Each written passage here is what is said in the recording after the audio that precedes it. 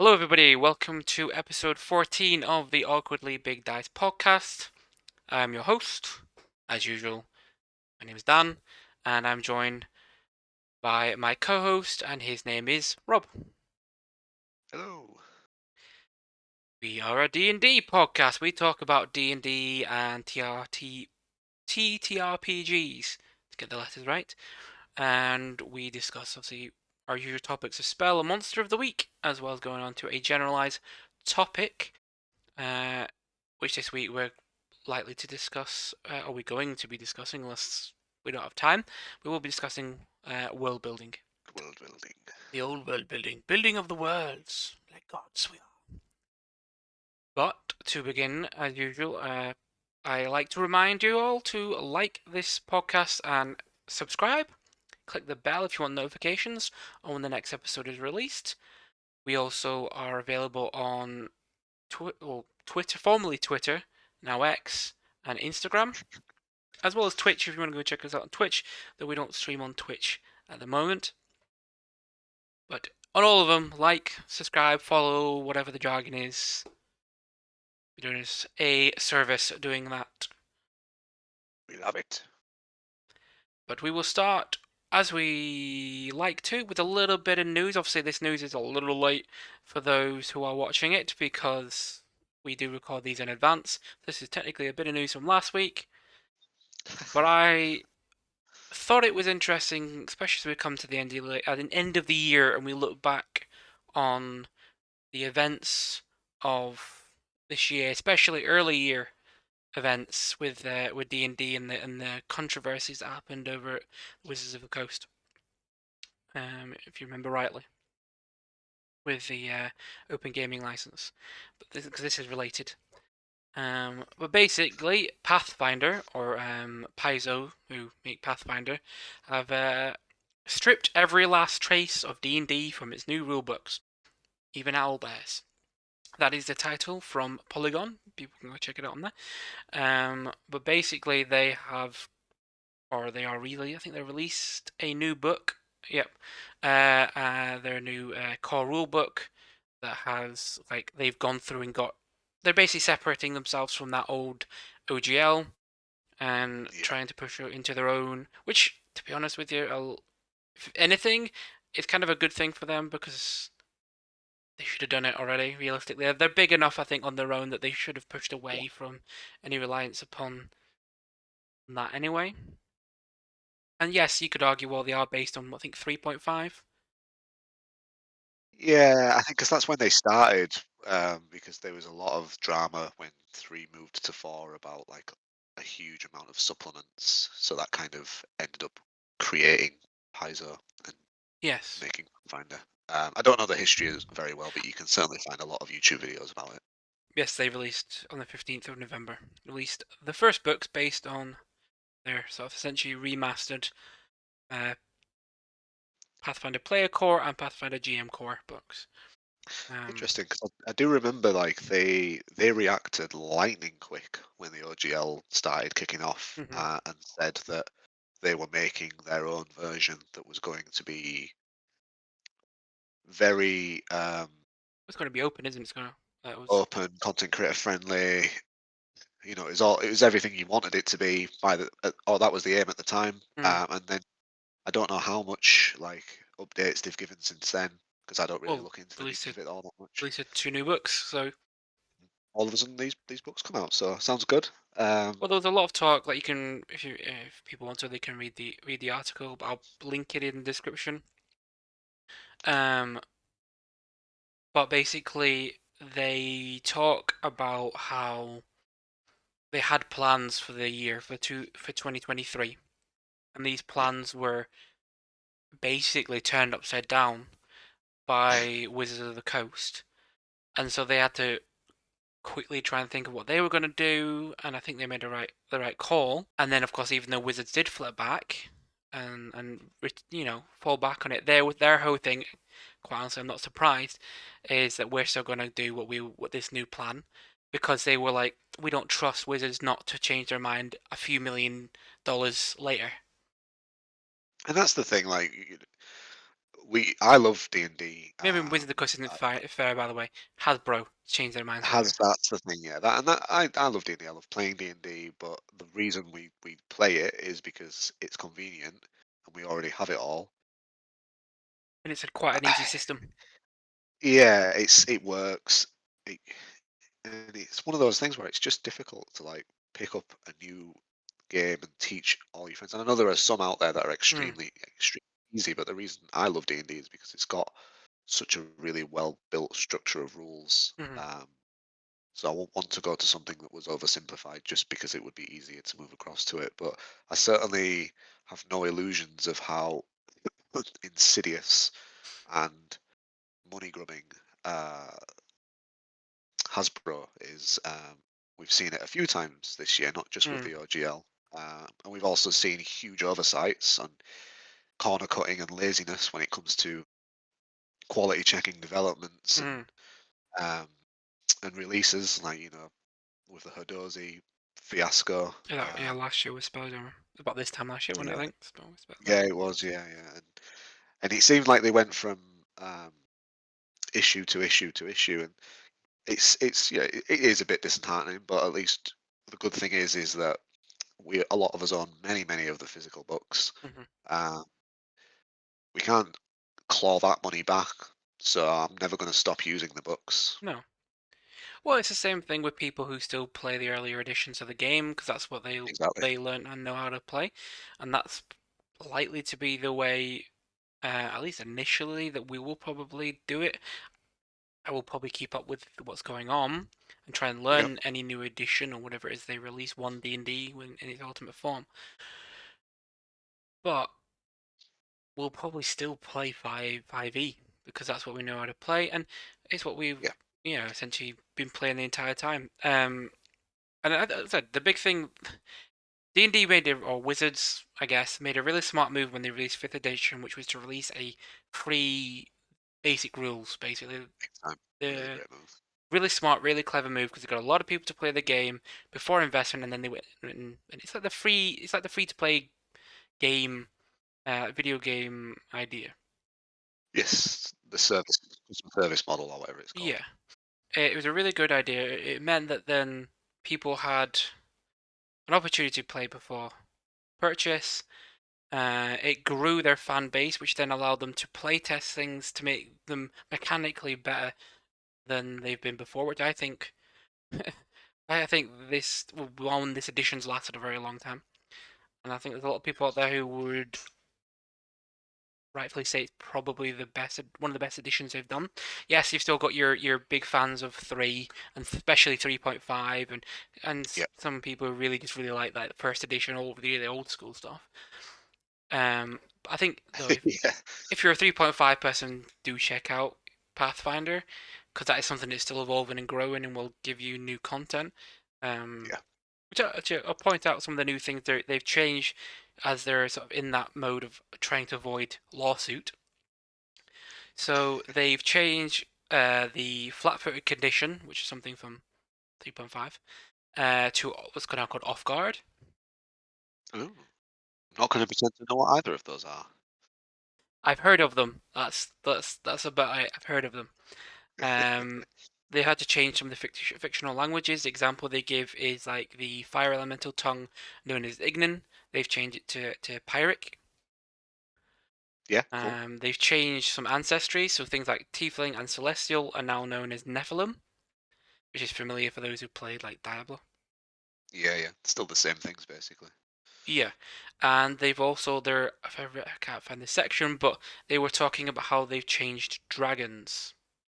So they stuck with dragons being the sort of metallic and chromatic sides, Okay. and said they had changed it to focus far Okay. more on them being classed, I guess, or split up into types of magic. So their whole thing was like arcane, divine, occult, and like primal, I think is what they call it. Um, Oh, so the idea that they have dragons of those different types opposed to having them based on color. oh, so they've got like big overarching schools of magic and they've kind of matched them up to that. I think that's what they've gone for, yeah.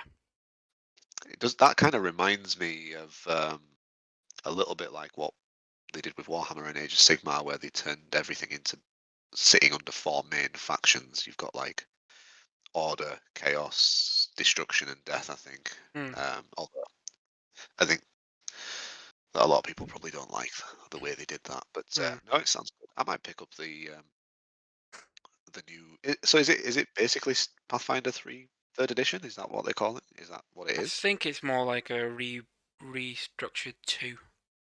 Ah, fair. Well, Uh, if they've released a new core book, I might actually invest and learn about it, because it is one of those games where I know it's similar enough that mm. should be able to pick it up, so it might be worthwhile having a look at some point. Yeah, well, they're available on Amazon. I can tell you what it is in dollars because obviously it's Polygon, so it's in dollars, not British pounds sterling as we would require. But it's basically the exchange rate's pretty similar. So it's Yeah, it is. you want the paperback of the core rulebook, the player core rulebook is $54. The paperback is $40. Fair. That's on Amazon, and it's a little more expensive if you get it directly from Paizo themselves. Yeah, yeah, of course. Well, interesting news. I'm kind of glad to see that they've followed through with their intent and stuck to their word. That's always good to see. Um, shows that not every uh, TTRPG creator is as capitalistic as Hasbro/Wizards. Yeah, well, they're not denying. I think that they're trying to make money, but Oh yeah, it's about how they go about it, isn't it? But let's not get into politics. And instead, we'll stick and we'll continue with Dungeons and Dragons, and therefore we will move on to our next topics, which are, as usual, we are going to cover Monster of the Week and Spell of the Week. This week I have brought a monster and Rob has a spell. We always roll. The winner gets to choose who goes first. I'm just going to use I've yellow today. got like peachy pink was a full set gift from Steph when we went to see the D&D movie. All right, yes, that's where my black with the red writing number ones are from. Of course. All right. Oh, okay. Oh, have you rolled? Yeah, middling. Can't get more middling than what I've got. Oh, you 10. 10. Yeah. I got 18. Ah, okay. You win again. I think you've won like the last three. This will be the third one in a row at least. I thought I'd Uh, pull this one out because I took this one. Well, I took most of my dice mhm. when we played in person over the weekend, and this was the one that rolled all those really well timed nat 20s. Okay. Because I rolled like three that were like really well timed. That one is blessed right now. That one is Yeah, the lucky dice, the one that is king of the dice, or a president elected. Uh, it is the dice monarch. But yes, screw it. I'll go first. Let's go for a spell first today. So I've picked this spell for a number of reasons. It's not one I've often used, um, but I've admired it from a distance, and that's because I don't play paladins, not really. And I've chosen the Find Steed spell. Now I really like this spell because you summon a spirit that assumes the form of an unusually intelligent, strong, loyal steed. Basically, you summon a companion that is your mount. Um, and it's not just a spell that you concentrate on or has a set time limit. It takes 10 minutes to cast, so it's a really long spell. You can't just pop it out in mhm, combat. But the horse that you summon, usually it's going to be a horse, but it could be all sorts of things. Could be a camel, elk, great stag, mastiff, anything that you can imagine would be rideable. It even says your GM may allow other animals to be summoned as steeds. I had a paladin in one of my campaigns, and I let him have it as something I called an arcalisk, which it was basically a large lizard-like crocodile, because they were in a large desert setting. mhm, So I could have given him a camel, but he was a dragonborn, liked the idea of a mhm. lizard mount. So we went with that. Um, but yeah, it stays. So the idea, it's similar to Find Familiar. It's the same entity that you summon every time. You can form a bond with it. It's got that good role play potential, but it also is quite interesting. It specifically says if the creature you summon has an intelligence of 5 or less, it becomes 6, which for a beast, or a beast style creature, because it is a spirit, um, that's not bad intelligence. It's good. Good. Obviously, there's a number of spells that have an intelligence requirement where it's like if it's got an intelligence below 4, then it's Yep, unaffected. good Uh, old synapses and that sort of thing. yeah. And it's just, I think I just really like it for the fact that it's only a second level spell, albeit it's a paladin that's getting this spell, and only a paladin, which is something I don't like about the spell. And so it does mean, even though it's a second level spell, you're getting it a little bit later than your core spellcasters. However, um, it's just, yeah, I think it's just really interesting that you can just not have to worry about animal handling checks if you're not the kind of character that has invested into that statistic, because it can sometimes be a little bit um, it can pull you out of the narrative a little bit when you're somebody that's got a mount or has purchased a mount, and you still have to try and make friends with it, which I do appreciate is actually nice to do as like a long-winded project when you're in a long campaign. um, and sometimes the dice just say no to that, and you just end up with a horrendous relationship with a mount, which I've seen happen a few times, which can be comical, but if you're not wanting that, Hmm. then it isn't what you want. And I get that it could be irritating.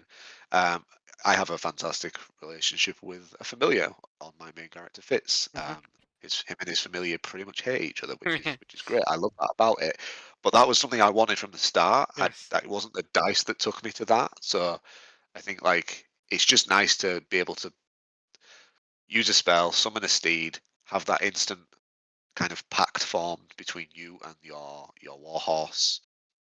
It will be smart. It will have good movement. It also helps you embrace that stereotype for the cavalier style power fantasy, I guess you would call it. Yeah, if you want to be essentially a magical cavalier. So they can be a Yeah, cavalier and be a, because it is a subclass within fighter.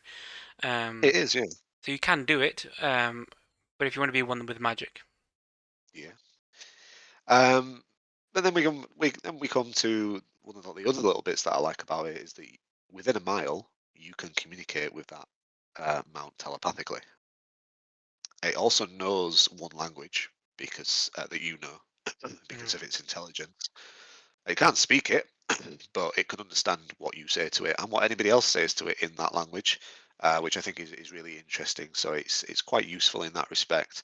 Um, and you can also, while riding it, if you are the target of, I believe, is it just a spell? Steed serves as a mount, both combat and out combat.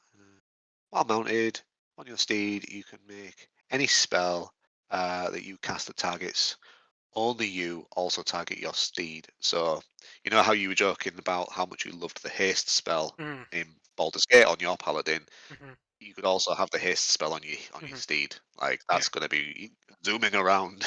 Yeah. on oh, that's made me laugh. But then the bit that I don't like is that it can only be cast by a paladin. I don't really understand why it can't be cast by druids or rangers, because they're always a bit more animal focused. Yeah, well, Or Rangers effectively, I mean, there's other spells that you could do kind of the same thing with, that do exist. This is just specific to paladins, because obviously you got other summoning spells that druids do that yeah, Rangers then get, and they're all really short compared to sure, forever. and I think a big part of it as well is because a paladin is a I mean, the way they're doing it in the one D&D these days, isn't it? That the way they split up the magic is that these are divine casters. So paladins and clerics, their magic is supposedly divine, opposed to rangers and druids, which are um, primal, as they call it, or nature-based magic.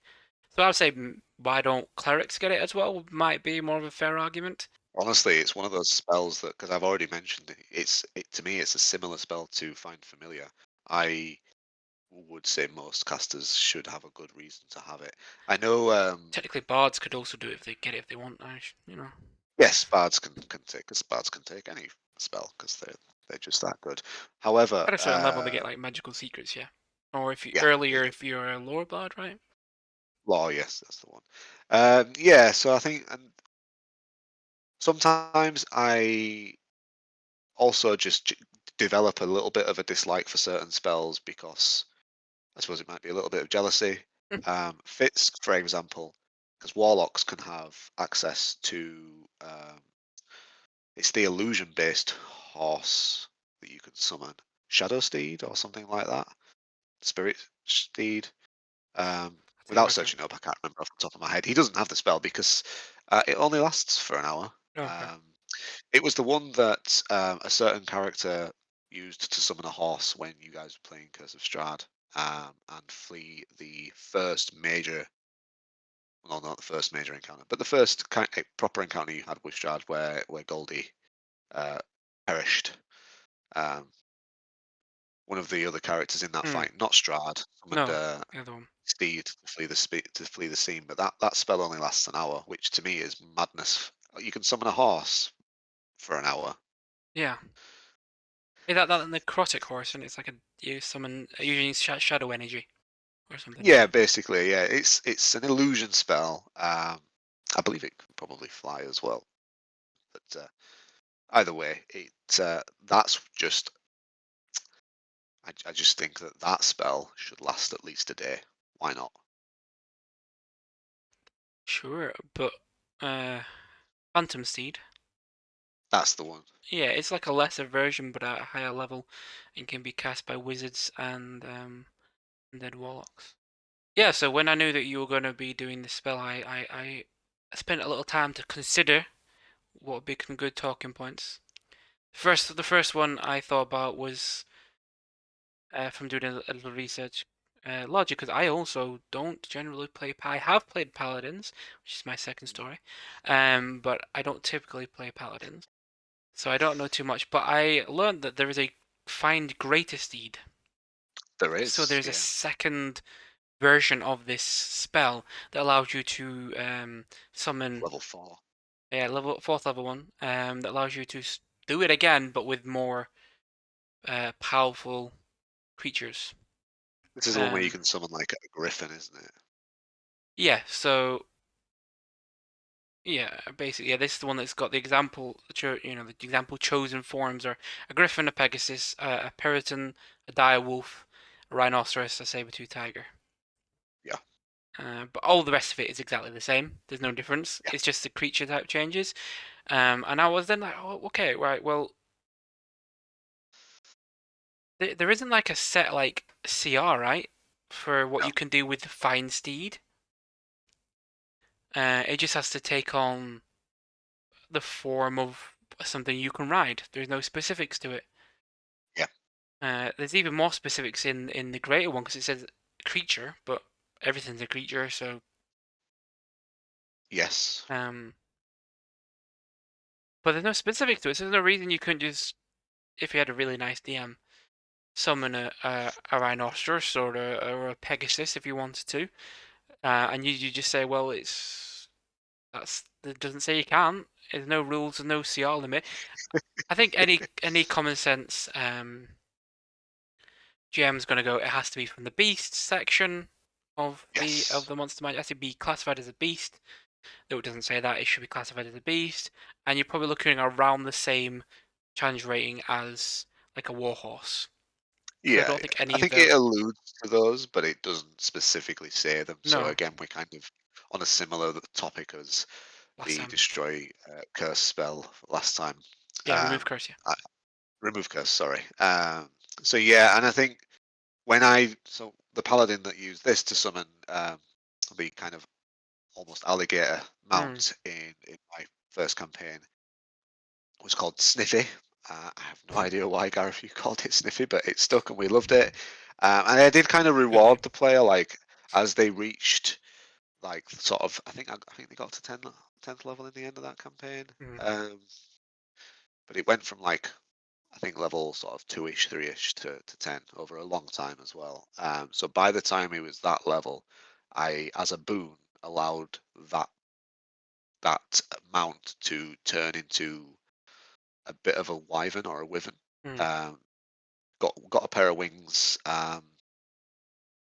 Was able to have some pretty nice attacks. Mm. Not amazing. Nothing that the greatest steed spell wouldn't have given you, No, like no, yeah. with the mounts it suggests. But it was a nice way to kind of build that and develop that Mhm. API over a period of Oh time. yeah, cause with the greatest steed, you don't get that till what's the fourth level, so you don't get till 13th.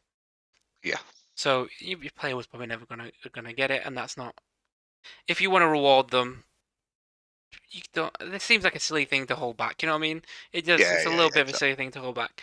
Um, but yeah, that's I do quite like it where there are like different versions of spell that get more power. We talked about like the dominate spells Yes, before, and I quite I like it. Tiers of power tears. is Yeah, pretty I good. just wish they were a little more specific in their use of language because I wouldn't be surprised if there's a Jeremy Crawford amendment on Twitter somewhere or in the Sage Advice about Yes, it. yeah, very good. But then again, maybe not because it only comes up with paladins, and not every paladin's gonna sacrifice That's my slot. a smite slot. Well, you only have to do it once unless it dies. You That's need very to true. cast the spell again to resummon it, like with Find Familiar, Hmm. but like hopefully you don't let your companion die. Yes. But Let me tell you, Rob was there, but I'll tell for the podcast sake the story of the time I played a paladin, and that's where I played Sir Doth Prancelot. It was a centaur.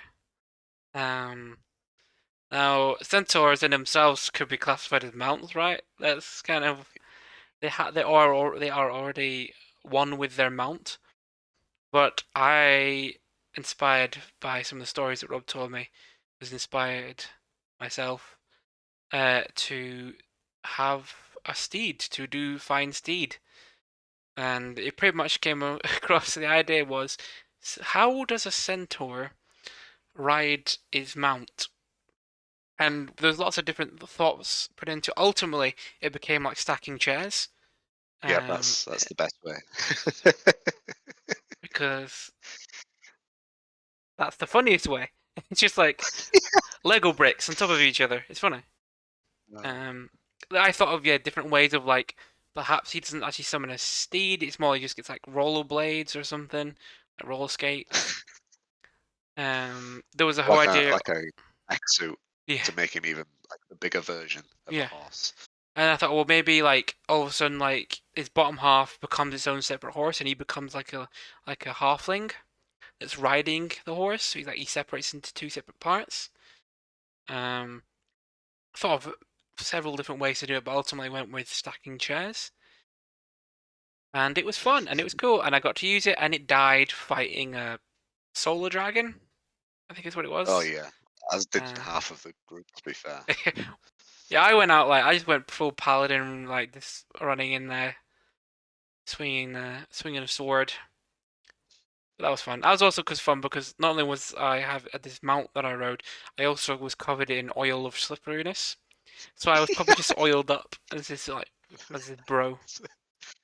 Centaur Chadbro. Yeah, I This love that, and that's the one where I was playing Doot Doot Brovinius, the yes, Minotaur Warlock bard that yeah. unscrewed one of his horns to play it to blast his eldritch blasts with a big. Well, we were told by my brother who's DMing that it was going to be a silly one shot, so we went with Yeah, silly characters, and we both were kind of bros, but I was heavily we were. leaning on the beach bro kind of vibes, especially being oiled up. Yeah, and then Chris was an elephant that knew martial arts. That was pretty good. Lots of fun, and it just shows you kind of some of the fun stuff you can get out of summoning a steed with a fine steed. Or if you just want to be like Geralt from The Witcher, you can. I suppose you could kind of do that and have this sort of Yeah. roach relationship. Absolutely. But let us move on from Find Steed, which we have found to be a lovely spell and a lovely topic, to go and discuss Monster of the Week. Every week, as I've noticed when editing this podcast, I have a tendency to drag out my introduction, which is really hard when you want to put something to overlay on the top of it. I just put the image of the monster. It's like, oh, when's he going to do it? When's he? Oh, there finally he announces and reveals what it is. So I will not waste my time. I'm going to be discussing the Treant, which is a huge plant. Is the definition or its category within the books of Dungeons and Dragons. And it's chaotic good. I don't particularly want to dive into all the minutiae of its stats, because that isn't necessarily what makes creatures all that fun. But we will quickly cover that it has a very obvious vulnerability. And we haven't covered a lot of creatures with vulnerabilities. We tend to mostly get things like resistances and immunities coming up.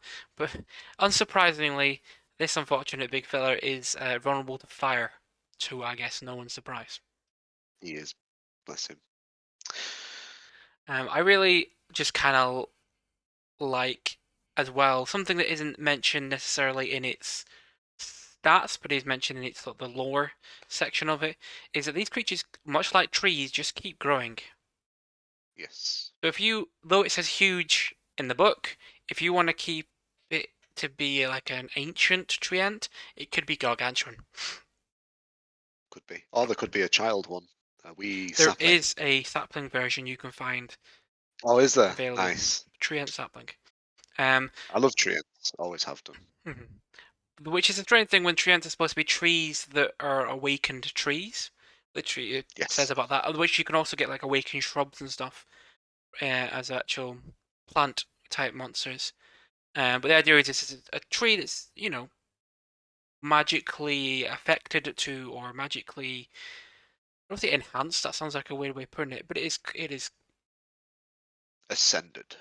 become sentient or more sentient, perhaps. They are also just kind of, they look funny. They look cool. They look like trees. There's no like, you'll have seen the image on the screen, uh, and know that they just look like giant trees with faces and arms and legs, and it's cool. And yes, they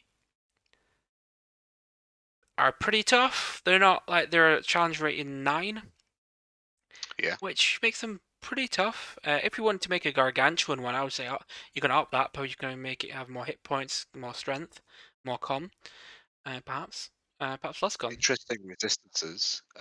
You don't see this very often. Damage resistance, Hmm. bludgeoning and piercing. You see that very often, Mm. but always followed by damage not caused by magical weapons Hmm. or silver weapons for things like undead. Hmm. But this just flat resists bludgeoning and piercing. Doesn't Yeah. matter if you're magic, doesn't matter if you're silver, adamantium, whatever. There is no other caveat to it. It just resists bludgeoning and piercing. And yes, it is. It is odd to see it not without slashing, but it's a tree, so trees Hmm. get cut down by They big do. axes. So They do. I can understand why that's not there and respect that for sure. But I do like to see resistance to bludgeoning and piercing, Hmm. or just any of the three the mundane damage types without that caveat. Because it reminds me of like certain magical weapons, like um, the Vorpal sword that says the damage of this slashing weapon cannot be resisted, and it's like, so what? Because how many creatures out there resist slashing damage that Hmm. isn't caused by magical means? Hmm. it's, it's like, I mean, don't get me wrong, the Vorpal sword is also fantastic for other reasons. It just randomly beheads things, but um, I always saw that rule and chuckled to myself, and so it's nice to see that. Um, but yeah, I do love its attacks as well. Hmm. Yeah, and it's got, yeah, it's kind of got those big creature attacks, slam, I don't know, they can chuck rocks. So it's like a giant. They do those attacks. And Yes. it's got the ability to animate trees, which I don't know if I would have written the whole description slightly differently, Because it does say these trees have the same statistics as a treant, except they have intelligence and charisma of 1. And I was like, why? Why Okay. do you just put they have intelligence and charisma of 1? I don't know. Anyway, I guess you got to be more specific, but it just Yeah. feels like a big wad of text that you've got to kind of read. But you should be prepared as a DM going into a fight to know what you know what creatures you're throwing. Um, though I don't. It's a chaotic good creature, so a lot of the time you're probably not going to be fighting it unless you've made the mistake of attacking its brethren or trees that are perhaps too young or too full of vitality to be cut down. Yes. Or I'm gonna grow up with druids, maybe. One of the big reasons I wanted to talk about the Treant or Treant is simply because it is heavily, evidently inspired by the Ents of the Lord of the Rings or Yep. Middle Earth. And of course, the irony being how protective the Wizards of the Coast are with their IP that they're willing to go and take someone else's and just rename it. Yeah. And that seems to be fine just to rename it. But there is no. It's like we've talked. I think we've definitely discussed it before. But the idea of inspiration being perfectly fine. This is a great example of something where they've looked at a mainstay in modern fantasy. To be honest, it is now it's established.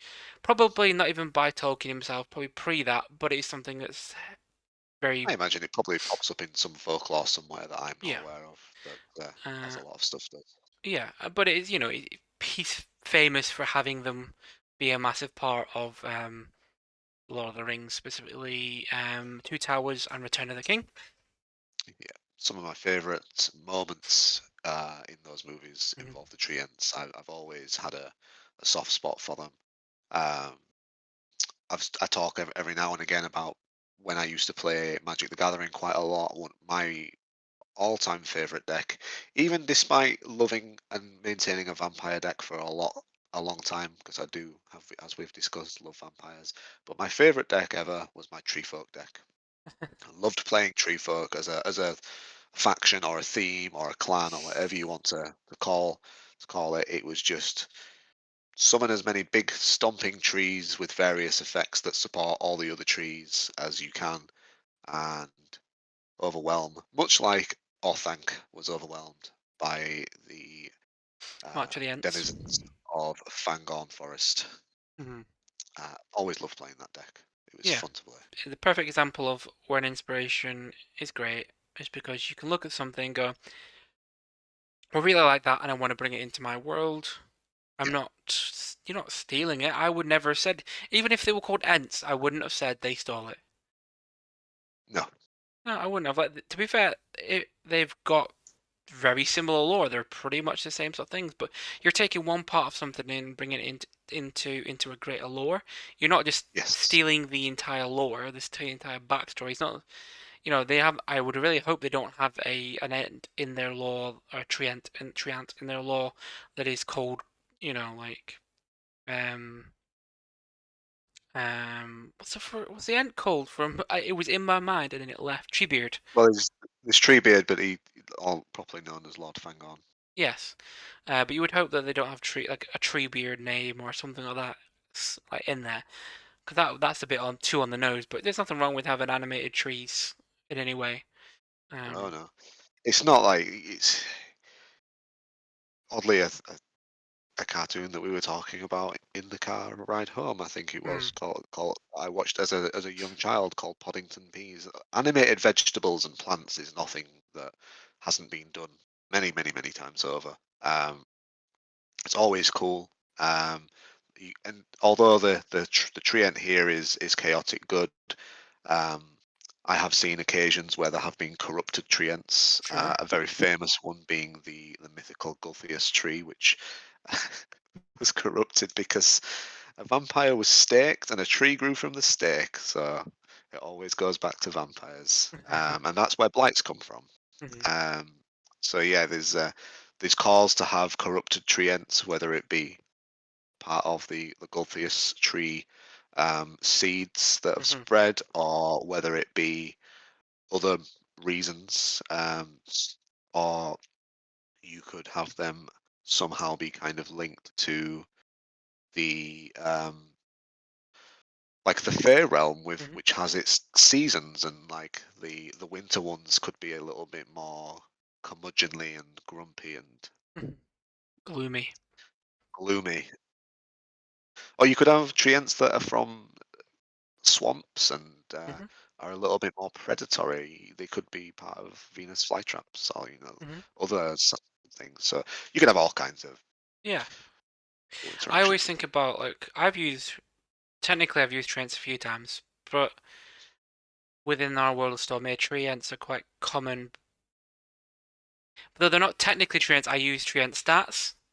So they're common in that they're a wizard will merge with the wood of a ship in order to become Yeah. its sort of living pilot, as akin to something like in Farscape. Yes. Also, because if you look at Spelljammer, there is actually a living ship.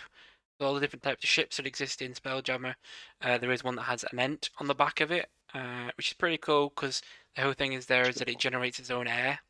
You can so it's you're not requiring like air bubble type thing around the ship because it does it itself. And I just kind of went, that's really cool. I really like that. Those sort of things do exist in my world. So yes, I've used them in that capacity, which is using their stats, but not necessarily what they are. And I also used it in our Nuri campaign when you were essentially in like going through that trial to get through the towers, Yeah. and you had just lost a player by a character by the not player a character by the name of Grim. We nearly TPK'd there, to be fair. He nearly got messed up, but Luke's Luke's what's it called? Where the way that he views things is very sort of competitive nature, and he knew he felt like he knew in that moment he needed to beat me for the save of the entire group. So he figured Yeah. out a way to do it to look between the lines, find an Yeah, answer. we made it work.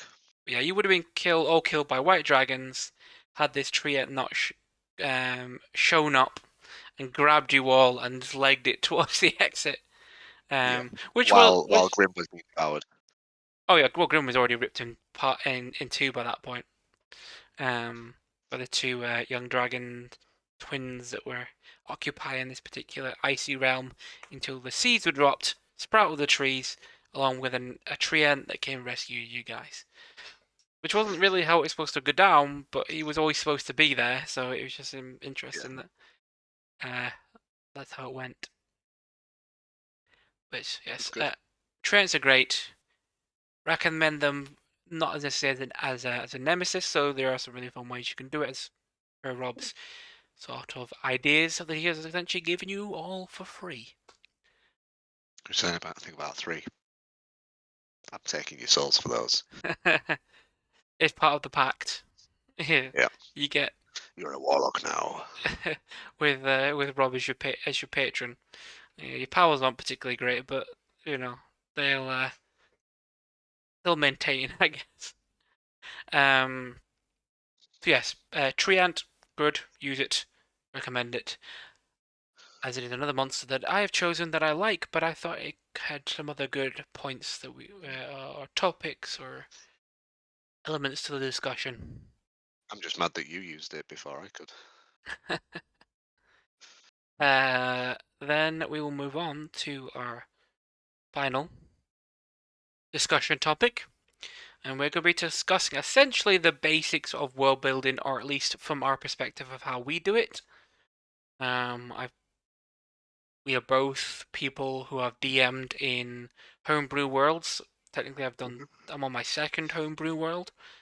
Um, Rob kind of on his second a little, Yeah, a little though bit, yeah. though you've kind of connected them all into one. Um, but we can got some good discussions. Um,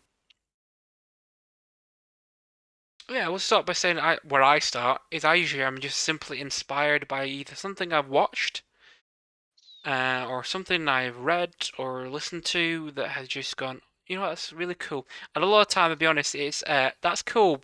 I don't particularly like the way it played out, but if we did, but imagine if it did it this way. That is often a thing for me.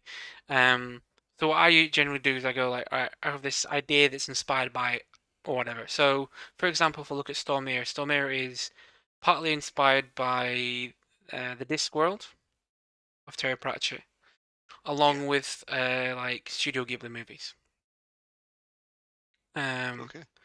as well as like Avatar: The Last Airbender and stuff like that as well, with regards to the spirit world part of things. But Studio Ghibli's, yeah, like there's always an inspiration there because you've got Castle in the Sky for one, and this is a Hmm. city in the sky. There are other things that came into it later when you start looking at the city, especially some of the Gothic and Victorian vibes, where then you start getting inspiration from like video games, basically, whether it be Dishonored or Bioshock. Or Infinite's the only one I played, so it was Infinite. Um, or TV shows like Penny Dreadful as well. Yeah. Ripper Um, Street. I never saw Ripper Street, so I can't say that. But I can say, It reminds me of a lot of it, but it's because it's that kind of yeah, Victorian vibe. yeah, I get it. Films like Sherlock Holmes, the Sherlock Robert Downey Jr. Holmes, one. yes, yeah, those. So that sort of cinematic Victorian style. Um, Also, like in a weird way, Disenchantment. Because there Yeah. is a point where they go to Steamland, over it's called, and I'm Yeah. like, oh yeah, that's kind of how it is. But also just the general sort of way that it treats the fantasy genre, Yeah. um, was very inspired by that, and I came up with the idea. I don't know if originally I came up with an idea of it being D&D, but it very quickly became a place for D&D because I was interested in doing something that was at the time that I had this idea was of doing something open world sandbox, probably not open world, but sandbox. Yeah. In a city, and I thought, well, a city, if you can contain it to one city, it keeps it in your control. As soon as it becomes a world, it becomes so much. It's harder to control, to predict. You're increasing the variables or the number of variables Yeah. exponentially with every. That's why originally when I did, I kept it to one district of the city. And even you guys, to some extent, have been kept to relatively one or two districts of the city. Yeah. Um, but I knew that I could. Obviously, it's sandbox, so you're not supposed to control, but it can help you direct or help you predict, so it can help you plan. Um, and so that was what I wanted to do.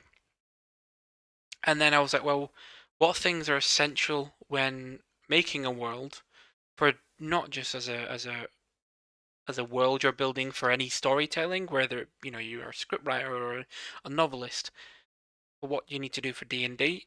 And I actually did turn to the Dungeon Master's Guide, where in the Dungeon Master Guide there is a list on whatever page it's on.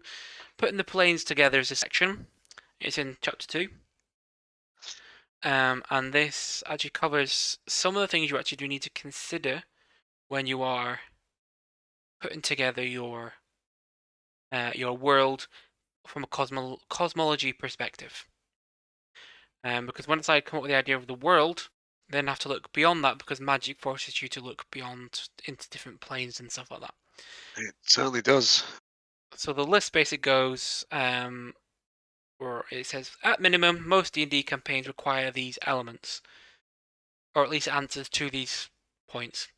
A plane of origin for fiends, a plane of origin for celestials, a plane of origin for elementals, a place for deities, which may include any or all of the previous three, a place where mortal spirits go after death, which may include or any or all of the previous three, a way of getting from one plane to another, and a way for spells and monsters that use the astral plane and ethereal plane to function,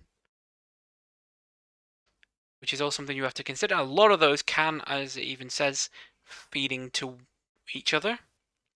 So Mm. there's no reason you can't have, as I do in Stormere, where I use the other world cosmology, which again you look in Dungeon Master Guide, it gives you a list of different types of cosmologies. Essentially, I use a two-world system, and I have my plane of fiends, celestial elementals is all the same thing, same places where the deities come from, and same Yeah. places you go after death. Though I did within that world create different realms, because I was like, well, then I decided, well, there's a hierarchy of things within that plane. Getting from one plane to another, well, usually that's quite obvious with magic. But Yeah. for the most part, I think what it refers to in that list is something outside of plane shift. And I went with the sort of corruption of the world and the sort of transition points, the thin veil, the place where the veil Oh between yeah. worlds are thin, and that allows essentially you to these natural portals that form in the world allow you to pass into the It's a good spirit world. example to go for. Definitely, whether it be for the reasons that are in Stormia, that there was Mm, a large magic wall, or whether mm, it be for just general reasons that you see in a lot of those sorts of forms of media, where the veil is thin here or mm. there. Oh, it's a common But thing. I like when there's a good reason for it. Like if you're looking between like if you've not gone with just the all-encompassing Mm, other plane, like you have, like if you've got an afterlife, so you're looking yeah. at why is the veil thin between the material plane and the afterlife? Like, are you at the site of a massacre, or Hmm. like that sort? I do like the thinking of the reasons of why those sorts of things happen. I So would it's argue that quite interesting. at least for me, and it sounds like from your perspective as well, is that when you're creating something within that world, you then have to go into the process of why that Yeah, happened. Same when you're creating characters, is why did I do this? Did this led to this? It's like the backstory. They treat, at least the way I do, is treat the world like character. So you need to know why yeah, all these different things happen. So when I then went, well, I want mm, like the floating city, and there's these transitional planes. But why is the city floating? Why are these weak spots? Why is if the weak spots are therefore created by wild magic and essentially magic bleeding into the world? Why is that? And that led me to what I call the Gods War. yeah, The Gods War is just it's common within like so much, especially D&D fantasy worlds, is to have a yeah. war between the gods. It's in Forgotten Realms lore. It's in freaking Exandria lore. If you want to look at Critical Role's lore as well, like it happens. It's in the a lot of the stuff that comes into D&D from Magic the Gathering, like Hmm. is it Mythos of Eros or Mm, whatever it is? That was a Magic the Gathering set before it was in D&D. Yeah, Wars of the Gods is always a good thing because it helps pit sides against each other. mm, It helps add almost morality and ethics to situations. Gives clerics a hell of a lot to think about. Also, warlocks and other religious style characters, zealotry and whatnot. It also means that you can, and this is quite a good one for me because as much as I'm happy for capitalism to always be the bad guy, Brennan Lee Mulligan style, a God's War is always a nice different way to have that because religious zealotry is another facet to having reasons why bad things can happen. mhm, It helps you put motives and mhm, things like that into, and even now as I'm talking it out, like the plot is clearly thickening, the history is becoming rich. You can imagine events, you can imagine good things happening and bad things happening on both mhm, sides, and mhm. it just helps Big thing kind to of. remember as well is that learn from me in that I would say that I go into too much detail. I get lost in Yes. the nitty gritty of stuff that's never going to be relevant. Unless Yeah. like I've created this God's War in my head. I know a lot of what happened in that war. I will never write it on paper because I don't want because that's how I prevent it from becoming part of the law that then I'll end up wanting to put into the game. Mm. And I don't want you guys to be none of you are clerics or at least paladins or any of you are none of you are worshippers of gods. No. And a big part because it's a world where people know gods exist, they don't have to believe. So it's the whole thing and obviously I borrowed upon that Pratchett idea of simply belief alone, allowing the creation of gods. Yeah. Um, Faith speaks sustenance. hmm? faith being sustenance and Yes. stuff like that. Sort of, yeah. Um, More like faith being it's a power in of itself, which I think is necessary for the world of D&D for clerics to exist. Is Yes. faith, or and paladins, of course, because that's more about their faith in their oath, the power of their oath. Yeah, the strength of commitment hmm sort of thing. Um, but yes, getting bogged down in stuff that really isn't relevant. I think I have been drastically better with Stormir than I was previously with like Nuri and stuff like that.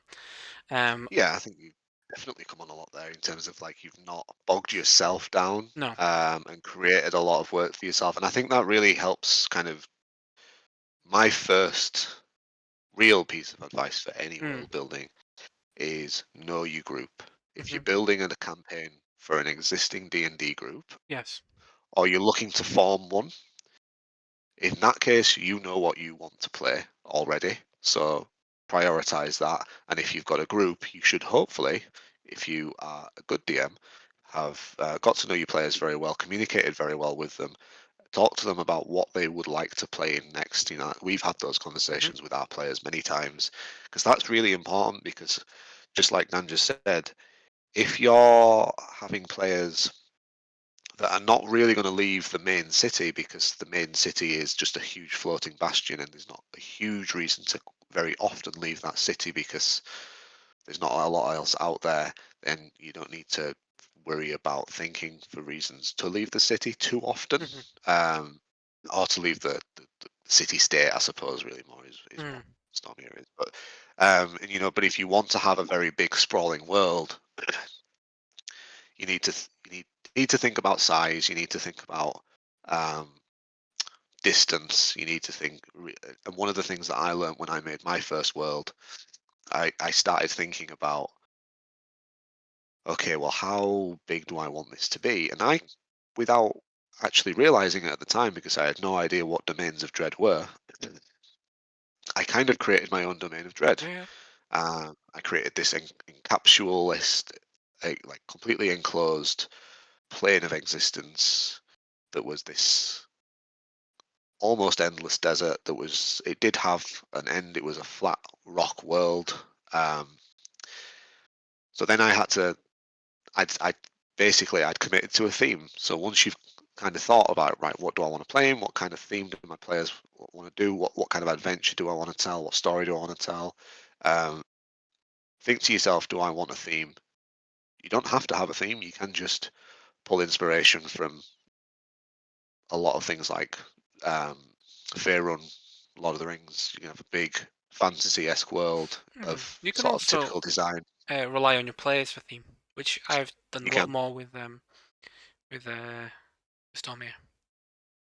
I think theme is something that I particularly like, but sometimes can also be a trap. hmm So I suppose a word to the wise on that side of thing would be I committed very heavily to a desert world. hmm So that meant that I decided already restrictions, and it's how hard you want to commit to those restrictions that really helps you decide how to form the world. So obviously, you could probably deduce, and you'd be accurate in doing so, that I'm a big fan of Dune, hmm because so I was using that as a Yeah. large inspiration. Water was a currency. Um, there weren't many settlements outside of the big settlements. I had a whole kind of system set up, and I didn't commit it to paper for quite a long time for the same reason that you probably don't commit a lot of things to paper. Is if you commit to paper, it's harder to change it. hmm Um, and it doesn't always matter anyway if they have very strict rules about how the world functions magically. Um, do your players need to know that? Not always. So like sometimes it's better to not commit that stuff to paper because you can change our opinions of stuff changes. I start to like things, I go off hmm things. We're all fickle creatures in that hmm respect. Because what So you're be, inspired by in one moment can change in a week's time, simply exactly. because your life changes, it moves on, or your interests evolve and change as time goes on. before you know it, you've made a desert world where wood is a scarcity, and you're looking and trying to build maps on Incarnate, and a lot of things are made from wood, and you're like, oh, Yeah, you're stuck with that one desert section. yeah, yeah. I mean, when they added a few things, like they added some like kind of mech type stuff that were quite good that I managed to utilize a little bit. Mm, But yeah, and it's even like intrinsically linked into like how we describe things. So you think like the stereotype of a tavern. mm, There is a lot of timber that goes into a mhm, stereotypical inn tavern, whatever you want to call it, mhm. and they have to exist in D&D. You can't have D&D without taverns. Um, so You I might had call to them really, something else, but yes, eh, you yeah, usually they have them. might do. So really, even just that made life kind of hard for myself a little bit. But I think the players still enjoyed it. It was just more like I really had to train myself to not Mm, just to really eradicate. Like it's a weird thing because you'd catch yourself, or I'd catch myself thinking, right, there are shelves here. But then I'd remember that I had to be specific. Those shelves, were they carved into the wall, into the sandstone walls? Were they made of metal? How rare is metal? And that's another thing. If wood's rare, how rare are things like minerals and mm, metal? And then you're getting into the real kind of almost unimportant things is like how much detail do you want to go into in your settlements? mhm, Is there a trade? What's the main trade? And there are huge, very well articulated videos by some of the world's best DMs like Bentley Muggan and Matt Mercer who'll talk at great length about the level of like politics you want to put into a world, the level of trade, are there guilds around commerce? What other guilds might there be? Is there a need for mercenaries? Is there a military? Does there need to be a military? What kind of bandit activity is there? What kind of creatures live underneath the city in the bowels of the sewers? mhm, Um, you know, sometimes you don't need to decide these things straight away, but sometimes having an idea helps, and I think that's probably a good point there. mhm. Um, Yeah, because what I learned with our current campaign is I don't have a lot of ideas necessarily, or solid ideas perhaps, for a lot of organizations or places in the city, and I was kind of fine with that. And then the players give me your backstories because I mm, do require players to ensure that they give me backstories, so that then I can go, all right, what do I need based on their backstories in that world as well. It's the same sort of list as you're given on well, if you go through the Dungeon Master's Guide on has it goes into settlements and all these different things and politics, yeah, and you can just roll dice in it if you need help to do it. It can give you the answers based on dice. Um, but yeah, remember that when you start be sometimes if if you feel like world building like a almost like a family tree, like a tree, and every time it splits and it splits because every idea is going to have a split. If you quite heavily restrict yourself at the top, yeah, it makes it more difficult going down. So where Rob's talked about wanted a desert plain, he did effectively limit a lot of what you could do. mm, Because then and if you're like me, you'll then go, well, if water's a commodity, like I'm treating it like Arrakis in June, then I'll go, well, what? Okay, water is a commodity, is the currency, but literally, is it a liter? That how much is the what's the worth value, and what is like is a liter also is like a can I trade a liter of water for a dagger, or is it more like I can trade it for a magic item? Like you got to then start going down exactly, that route because you know your players are gonna trade. That's unavoidable. yeah. Um, whereas We with ended up still using like gold as a currency, but mm, it was. I always kind of made sure that the players understood how much water they could purchase with how mm. much gold. Yeah, so It was quite a common theme. it's having a so obviously gold is the standard for most currencies in the real world, Yeah, and whereas that's obviously a world where the currency is based upon water.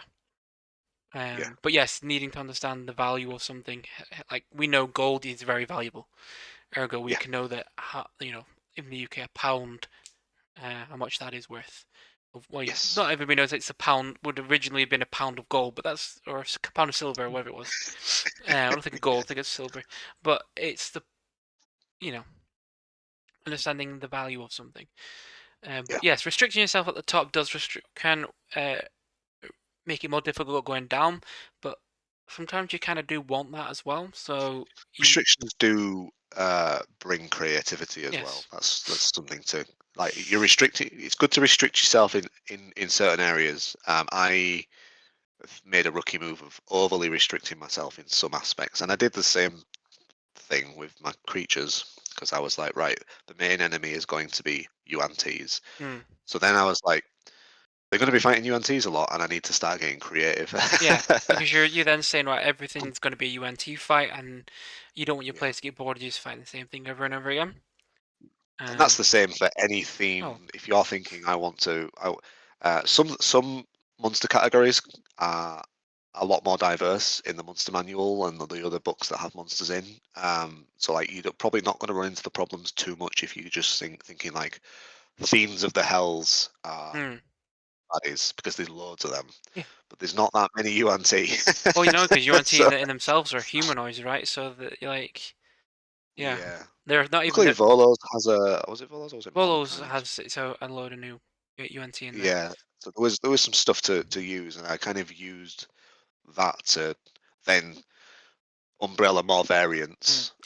Oh, Brought orcs into it, when I stuff like correct, that. yeah, yeah, she did remember saying that, bringing the orcs into it. With Stormir, I wanted it to be very much like a hive city Yeah, from Warhammer 40k. yeah, I want it to be just an island that is a city. But then, like you restricting yourself, and oh, if that's the case, and it's an all full urban campaign, where does wood come from? Where yeah. do people get food? Where does water come from? Like, yeah, it's a floating thing above an endless ocean, but you don't drink seawater. Um, Exactly, yeah. so then you're all right. Well, that, and then like you're putting this limit on yourself, and that the quickest solution I came up with was demi-planes. I was like, yeah, it's just all the dimensions, they get stuff from other, and that quickly sorted out that problem for me, and that never became an issue later on. In fact, it allowed me a new avenue of thought.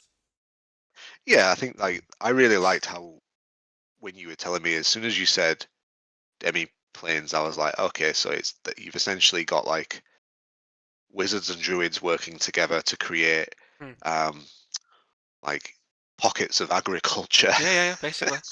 Yeah. And I just imagined this almost like this. And it probably doesn't look like this in Stormere, but I kind of imagined this like freestanding barn door because it's farm based, and I like open it up, and then you can just see into some like rolling hills that look endless, but they're certainly not, Hmm. because that's the theme my brain always goes to Yeah. with demiplanes. And like you've just got like a few acres of I don't know carrots, whatever, Yeah. with a few trees, or like you go into another one and it's just an oak forest or whatever. Hmm. I again, because you've never had any reason to explore it, your characters will have been there, but no reason to explore it. I have never come up with the intricacies of what's called the interchange, which is where the Yeah, Telnet meets, and it's also where all the other demiplanes are for these agricultural demiplanes. Um, Never thought too much about what the doorways look like or what they look like, and some of them I've thought about, like especially the ones when it comes to lumber, because wood's a big thing. Like, yeah, so I definitely think about how that looks inside. And yes, you're right. It then creates this cooperation between wizards and druids, which is very much a thing that exists in that world. As yeah, you've seen a little bit, even in our own game, where we've got Vigil, who is he's a rogue, but he's an arcane trickster, so effectively a wizard. yeah. But he was trained by a druid because he worked with wizards to understand their magic in order to pass on a few tricks of the trade. Is able to teach him the. I think that was quite a good, whether it was on purpose or accidental, it worked in my mind very well because obviously an arcane trickster is a rogue that knows a little bit of wizardry. Hmm. So it's like, yeah, a druid would easily be able to teach enough wizardry for this Hmm. for this rogue to get by, and it kind of works that they wouldn't be a full wizard. I doubt it's something that Joe had considered. No. But it was definitely something I considered. Yeah, yeah, yeah. Well, Um, yeah, Joe obviously came into not knowing the hmm, world very well. that's true. Um, I think another point that I don't know how much time we've got left. I've not really been watching the I clock. should call it soon, but you go on, make your point. Last point then.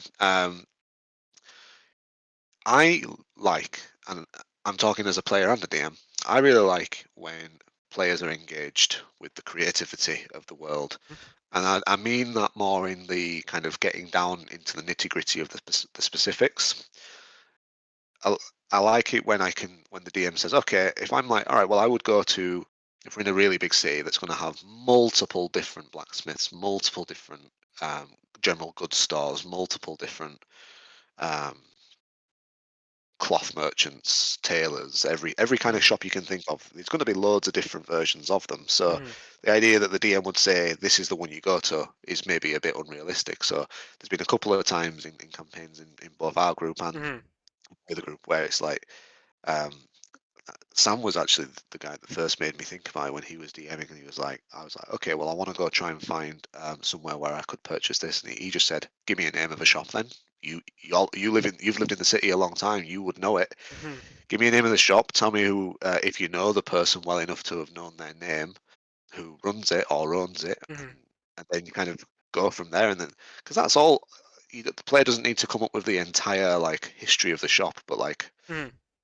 giving a name help like is quite a fun little thing because It then the is like players like I should definitely do that more often because I you don't. should. It's I did it. I think I remember I kind of almost forced it a little bit when I was like we came out of the Hotel de Luna for a short rest, and I was Mm. like, oh, let's go to a pizza place, Oh and yeah, I you've done literally stuff like went, that oh a yeah, lot. Yeah, Papadino's just is a place that we used to go when we used to play Warhammer Quest years ago. So I just named that.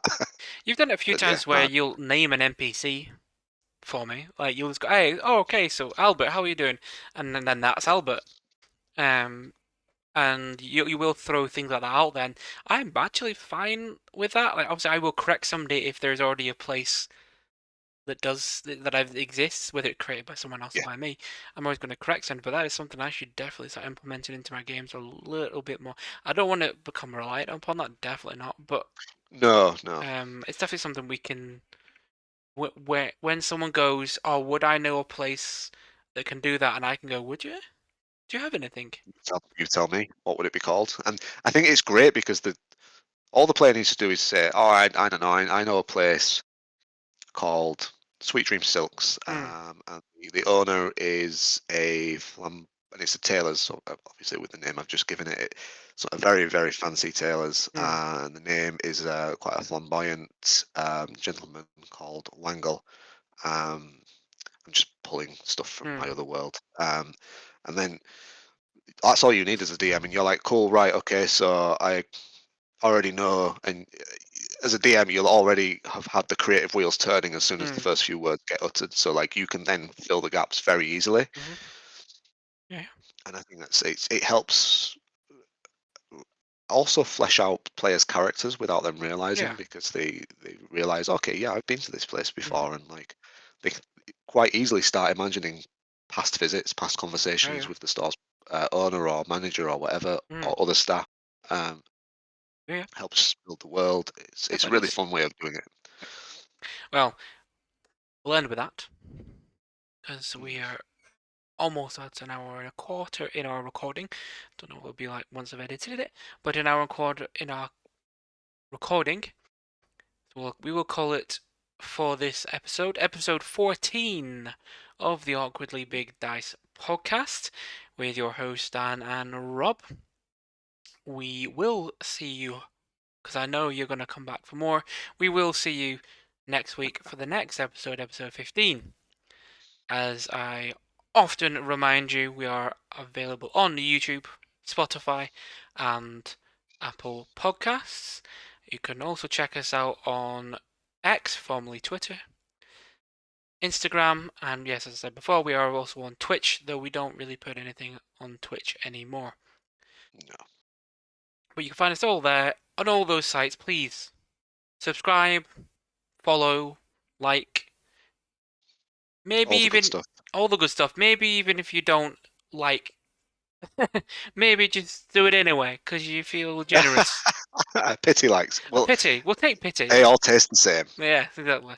Um, so yes, thank you for watching, and we will see you next time. May all your dice roll natural 20s, especially those d6s. Definitely.